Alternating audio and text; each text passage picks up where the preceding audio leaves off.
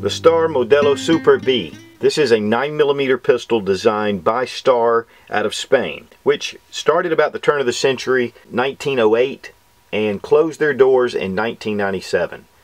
But this pistol has a huge part of history, not only with the Spanish Civil War, but also being used by a lot of the Axis forces during World War II and by Russian forces after the war. Regulated mainly for security and police forces with the German army, but these were one of the mainstays for the Spanish military during those years, especially during the Spanish Civil War, saw a lot of action. Of course, during World War II, Spain was officially neutral, but Germany had helped them considerably during the Spanish Civil War, so they were kind of an unspoken ally to the German army. These were actually developed for the 9mm Largo round, which is the Spanish military round, but adapted to 9mm Parabellum for the Axis or German forces. It is an 8-in-1 single action and definitely looks really close to the 1911 Colt. In fact, there's a lot of features about it that will remind you of the Colt, and there are a lot of features that make this a totally unique pistol. So the first thing we're going to do is drop the magazine and go ahead and make sure the gun is unloaded, and it is. Now, one of the particulars right away, it does have a magazine disconnect. That means when you drop the magazine, the gun will not function. So we're going to have the magazine in it in order to show all the features. Now, before we get into the review, I want to mention where I got this, and there's a specific reason. I got this from Aim Surplus, which I bought a number of pistols from that website. The Polish P64 review that I did just recently, the Nagant revolver. They seem to have quite a few different handguns and rifles that are military surplus that are being imported back into the U.S. One of the things about that is that it's a limited supply, and those things run out. So when they listed that they had the Star Super B back on the list, I went ahead and ordered one immediately. They run $239, so they're very reasonable. I did get the $10 upgrade for hand-picked, so it was $249 plus shipping for a really nice classic pistol in 9mm on top of that, so it's a very common round. One of the things I want to mention, and the reason why I'm mentioning all this up front, is if there are surplus pistols that you're even interested in, get them while they're cheap. Get them while they're low. I remember the first Nagant revolvers that came into the country. They were selling at gun shows for $79 a piece, which is phenomenal. And now they're running about $179 when they come in, and then they dry up, and then they move up to $350. So the CZ52 is another good example. They had a lot of them out on the market. When they dried up, the price has just skyrocketed. So when these pistols and these rifles are low in price, that's the time to buy them. And Aim Surplus always seems to have some really unique items. But this pistol did come with two 8-in-1 round magazines. It also comes with a really nice owner's manual, and this is a really cool manual. It's very vintage. It's got some really cool pictures in here, and really it's pretty concise about how to function and how to disassemble. But one of the things about it is that it is in Spanish, and so if you've got some Spanish friends, you can definitely find out all about it. But this is a pretty cool item that they put with this pistol. Also, you do get a really nice steel cleaning rod. But other than that, it comes in just a plain box, and it's just wrapped up very nice. These pistols are coming in at fairly decent quality. When the original Model Bs were coming into the country, a lot of them were unissued. They were in pristine condition. Now, these were inspired by the John Browning 1911 design. It's one of the things about Star, a signature part of Star. They produced a lot of different models, but all of them were pretty close to the same silhouette as the 1911. But there are a lot of differences. And those are the things we're just really going to take a look at. But one of the big things up front is right here where there would be a grip safety, there is none on the Star. And also it does come up rather farther out than your standard government model. A lot of the beaver tails now that have been incorporated have taken away from that, but this allows you to really get your hand high up on the pistol. It's a very smooth feel to it, and then we have some nice checkering that comes down the back strap. And of course immediately you can tell that there is no mainspring housing right here that's separate like it is on the 1911. The grips are just plain plastic grips that are checkered. They're not too fancy. There are some aftermarket sources out there, but they can run pretty expensive. You do have your regular safety. This is one of the early style Colt 1911 safeties. Later on they went with more of a elongated platform right here for your thumb. Also you have your slide release in the same place, but immediately you can see that there is a rivet right here that's absent on the 1911. Your magazine release is in the same place. The serrations. One thing too you'll notice is at the front of the grip strap it comes down at an angle, which it does not on the 1911, but it has a beveled magazine well. So this allows for the magazines to go in a little smoother, a little quicker. And the Star Super is marked on the bottom, B Super. The slide markings are Star, and then it has single action, caliber 9mm. On the other side, Modelo Super, and it does have the import marks right here. This is PW Arms in Redmond, Washington. On this particular model, the serial numbers match from slide to frame. Serial numbers on the other side of the frame, and you see this 73, which designates the year that this was made. Now, most of the pistols have a different type marking, and right under this grip, we're going to take a look. We're going to remove the grip screw panels, and it's on the left side of the grip.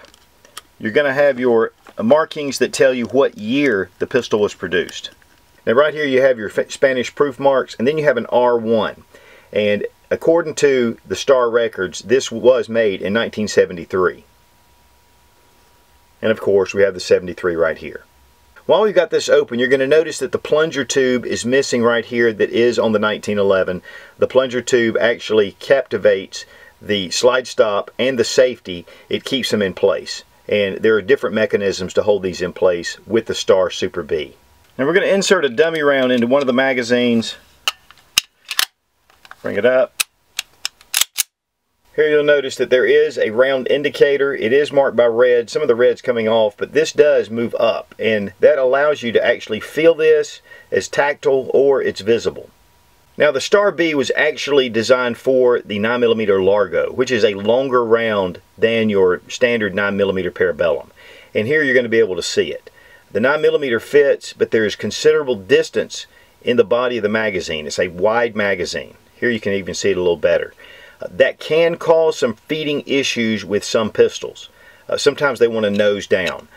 I didn't really have any problems with one of my magazines, but with this magazine I had a lot of problems. It did come with this tape on it, and I don't know if that marked it as a bad magazine, but I did have some feeding issues with this one, none with this one.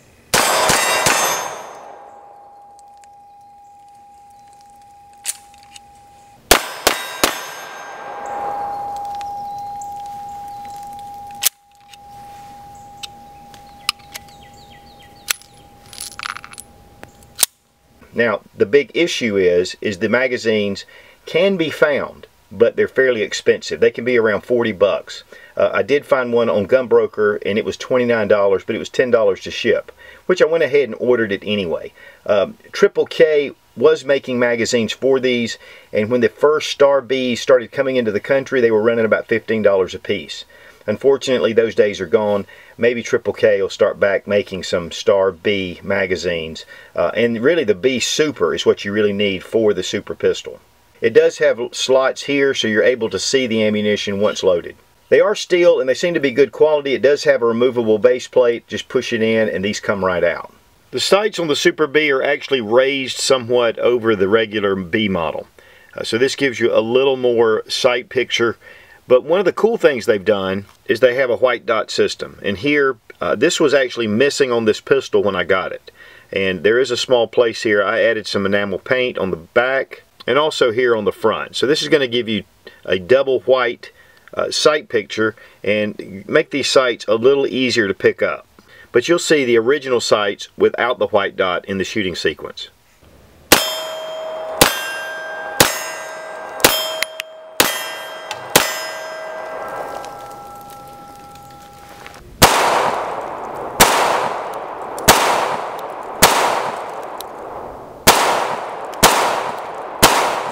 Accuracy was pretty good, especially that second group. Here I had just one flyer, but it's pretty much one jagged hole. 7 yards, HPR full metal jacket. This is a Rock Island Armory 1911, which to compare it to the Super B. You can see here with the grip safety, of course this one has the extended grip safety. You can see the plunger tube right here that's absent on the Super B. Also, you have a mainspring housing here that is removable. There's a pin here and this removes. This one has the captive mainspring.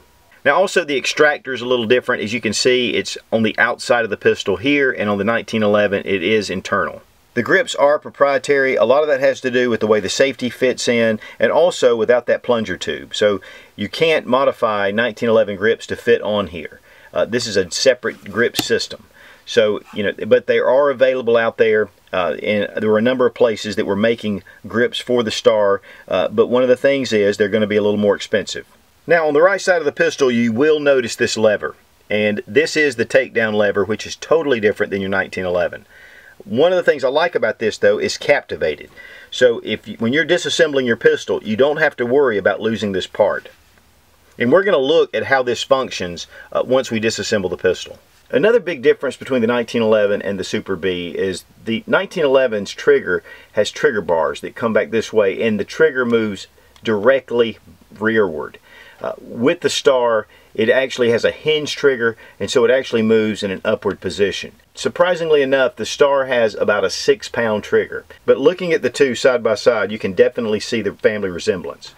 Now here we have one of the Argentina Ballester Molinas, which to me is much more closely related to the Star. No grip safety, integral mainspring housing. It also has the hinged trigger as well. But the internals, there are some differences there. Now this one does have the plunger tube that goes here. But pretty much these are pretty closely related, even more than the Star B to the 1911. It's an all-steel pistol and it weighs 34.5 ounces. Silhouette wise, it's exactly the same as your 1911 as far as in length. So it has a 5-inch barrel. It's much thinner. And here you can see the differences. The 9mm definitely is more trim, slim, and really this gun is very pointable. The balance is really nice. It fits well, fits good in the hand. Again, just like the 1911. Now, disassembly of the pistol, remove your magazine. Go ahead and bring back the slide and engage your slide stop. On the other side, of course, the takedown lever, we're just going to bring it down just as far as it'll go, and that's not too far. Then disengage your slide stop and then bring the lever all the way around. This will allow you to remove your slide very easily. You can see the recoil spring wants to pop out, so we're going to go ahead and pull it out. Now on the front, this is one of the big differences as well between the 1911. The barrel bushing itself, you go ahead and do it like you do your standard 1911 and turn it to an angle and then go ahead and pull it out. It is a solid barrel bushing. Then the barrel comes right out. Now you'll notice immediately that it doesn't have the link design, which the original Model Bs did. They had one of the swinging links like the 1911. This is more of the Browning high power design, the cam lock design. It does have the locking lugs that are going to fit up into the slide, but it's more related as far as the barrel to the Browning high power. The recoil spring guide rod has a groove right here that fits right onto the barrel. So this is going to give you a very positive lockup right here. And on the end we have this little catch that fits into the bushing. And that pretty much field strips the pistol. Go in reverse order to reassemble. Bring your barrel in first. The barrel bushing has a little shelf here that sticks out, and that will help you to orientate into the barrel. Goes over the barrel and then slides and then turns. The recoil spring goes in, and then you're going to bring in, compress the spring,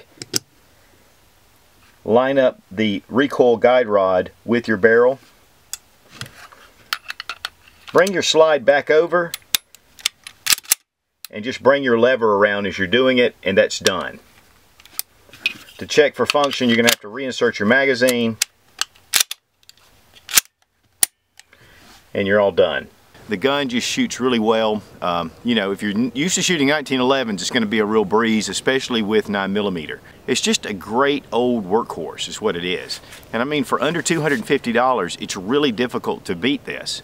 But yet it's a lot of fun. And 9mm is pretty inexpensive as well. Guys, if you like surplus pistols, especially something that you can get in inexpensively, take out to the range, especially with the Star Super B with the 9mm. I mean, it makes it less expensive than your .45 caliber. You need to buy these when they start coming into the country. It's the supply and demand. These guns are worth a lot more than when they first come in. It's mainly because of just the volume of number of pistols is the reason why they're so inexpensive. Once these start to dry up, it goes up to its true value. Just like the Ballester Molina. I paid $148 for my first Ballester Molina. Now you can't find these for under $350 to $400 if you can even find them. So, you know, finding these pistols now while they're available, if you want them, I'll just recommend that you get them now, because later on they're just going to be very expensive. And AIM Surplus seems to be a great source for it. Again, I've bought a number of pistols on there. In fact, I've got one of their Swiss K 7.5 rifles coming in pretty soon. I'm going to be doing a review on.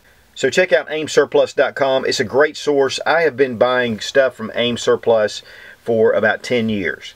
And again, a great source for Mosin Nagants and a lot of other stuff, and AR-15 scopes, different pistols, Glock, police trade-ins. They do a lot of cool things on that site. So check them out, and I think you'll find that you'll add that to your favorites, because that's where it is in mine. The Star Modelo Super B in 9mm from AIM Surplus. Thumbs way up. Be strong, be of good courage. God bless America. Long live the Republic.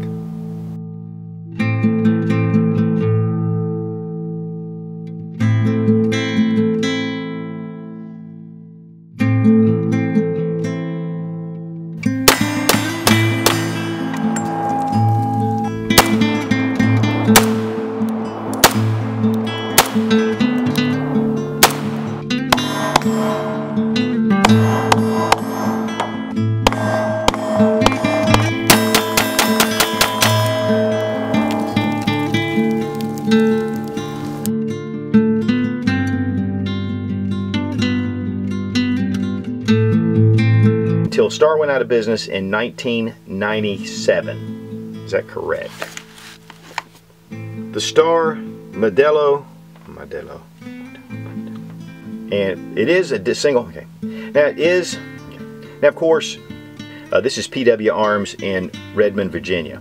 No, this is PW Arms in Redmond, Washington. Now you're going to notice immediately. Whoops. Have I said 1911 enough? I think I look much more intelligent with my glasses on, and plus I can see.